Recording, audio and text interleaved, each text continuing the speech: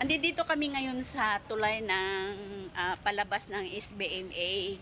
Kaya I have to gala time with my apo. Managanda ko kay Lola. Maganda daw siya. Parang hindi ko sure Lola. Grabe, ang lakas ng hangin.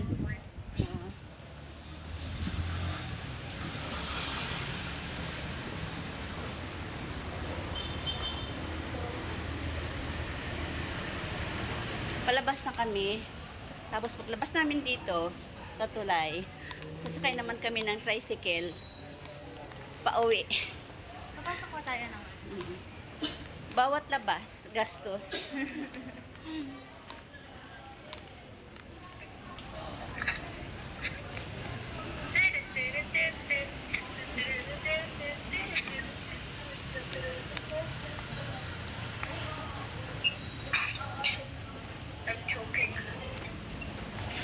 Okay guys, hanggang dito na lang ang aking videos.